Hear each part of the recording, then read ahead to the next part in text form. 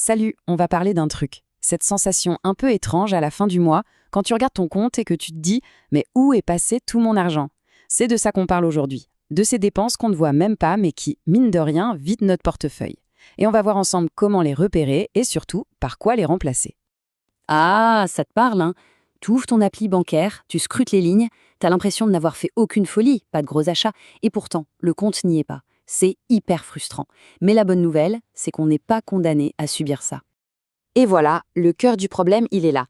Ce qui nous plombe, c'est pas le gros achat exceptionnel, le dernier smartphone ou la télé 4K. Non, non.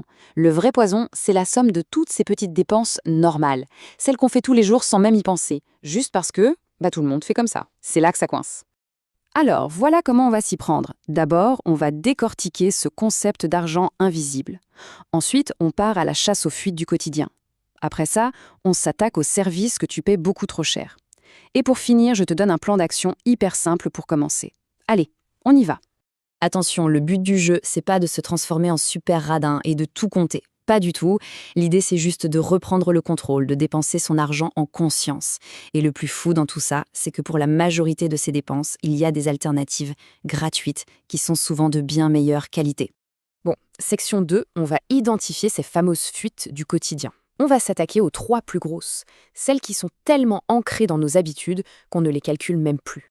Alors, premier coupable, les abonnements de streaming qui s'empilent sans qu'on s'en rende compte. Ça commence doucement, tu vois. On prend Netflix, puis tiens, il y a cette série géniale sur Disney+. Ah, et puis Spotify pour la musique, c'est quand même pratique. Et paf, sans t'en apercevoir, tu te retrouves à payer 4, 5, voire 6 abonnements par mois. Ça te parle ce scénario ? Et ça a même un nom, le syndrome de l'abonnement cumulatif. Le truc, c'est que chaque abonnement, pris tout seul, ne paraît pas si cher.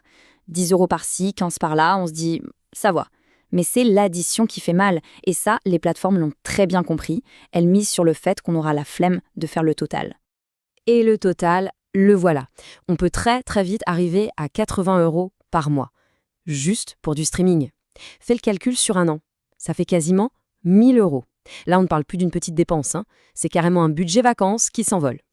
Alors, comment on fait ? Il y a une astuce super simple et ultra efficace. La méthode de la rotation. Le principe ? Tu prends un seul abonnement, par exemple Netflix, tu regardes tout ce qui t'intéresse, tu binges tes séries, et une fois que t'as fait le tour, tu te désabonnes et tu passes au suivant, genre Disney+. Comme ça, t'as accès à tout, mais tu ne payes qu'un seul service à la fois. Malin, non ? Allez, on passe à la fuite suivante. Celle-là, elle sent bon le café à emporter du matin et le sandwich du midi. On connaît tous le refrain. Allez, c'est juste un petit café, oh, juste un sandwich, j'ai pas le temps. Le problème, c'est que c'est juste un petit truc mis bout à bout, ça pique. Accroche-toi bien. Un café par jour et quelques repas sur le pouce par semaine, ça peut représenter 2 400 € par an. Je répète, 2 400 € pour du café et des sandwichs. Quand tu vois ce chiffre, d'un coup, le petit plaisir quotidien, il a une autre saveur, non ? Mais la bonne nouvelle, c'est que les solutions sont super simples et franchement, c'est même meilleur. Le meal prep, par exemple, c'est juste cuisiner une portion de plus le soir pour ton déjeuner du lendemain. Pour le café, investis dans une simple cafetière à piston. Non seulement ça te coûtera quelques centimes, mais en plus le café sera bien meilleur. Et si t'as vraiment pas le temps de cuisiner, il y a des applis géniales comme Too Good To Go qui te permettent de choper des super repas à moins 70%. Troisième fuite, et celle-là, elle est vicieuse parce qu'elle est cachée, les frais bancaires. On en paye tous, mais est-ce que tu sais vraiment combien ça te coûte chaque année ? Et surtout, pourquoi exactement ? La plupart du temps, la réponse est « pas vraiment ». Regarde-moi ça. Le service pour lequel plein de gens payent 150, 200 € par an, il existe en version gratuite. Des banques en ligne comme Revolut ou Boursorama, par exemple, font exactement le même job pour 0 €. Et avant que tu ne penses à la paperasse, sache que changer de banque aujourd'hui, c'est super facile avec la mobilité bancaire. Il s'occupe de tout pour toi. Ok, nouvelle section. Maintenant, on va traquer les services surpayés. C'est-à-dire toutes ces choses pour lesquelles on paye par pure habitude alors qu'il existe des alternatives gratuites qui sont tout aussi bonnes, voire meilleures. Prenons quelques exemples concrets. Tu payes pour Microsoft 365. Sache que Google Docs ou LibreOffice font la même chose gratuitement pour 99% des gens. Tu payes un abonnement hors de prix pour Photoshop. Essaye GIMP ou Canva, c'est bluffant. Tu utilises Evernote en payant. La version gratuite de Notion est 10 fois plus puissante. Et le pompon, c'est l'antivirus payant. Windows Defender, qui est déjà inclus dans Windows, est l'un des meilleurs du marché. Payer pour un autre est devenu complètement inutile. Maintenant, une question pour toi. Il date de quand, ton forfait de téléphone? Si ça fait plus d'un an ou deux que tu n'y as pas touché, il y a de très très fortes chances que tu te fasses avoir. Le marché bouge tellement vite que les prix ont littéralement fondu. Juste pour que tu aies un ordre d'idée, aujourd'hui en France, un bon forfait avec disons 100 gigas de data, ça ne devrait pas coûter plus de 10 ou 15 euros par mois. Si tu payes plus, c'est que tu surpayes, tout simplement. Et souvent pour le même réseau que les opérateurs historiques. Ça prend 5 minutes de comparer et ça peut te faire économiser une petite fortune sur l'année. Ah, les achats en ligne, c'est tellement pratique. Un clic et c'est livré. Mais cette facilité a un coût, et il est souvent caché. Je parle bien sûr des frais de livraison, et aussi de ces abonnements, type Amazon Prime, qui ne sont pas toujours aussi rentables qu'on le pense. Alors comment on fait pour éviter ça? C'est simple, il faut juste un tout petit peu de planification. Au lieu de faire 3 commandes dans la semaine, essaye de tout regrouper en une seule pour dépasser le montant qui déclenche la livraison gratuite.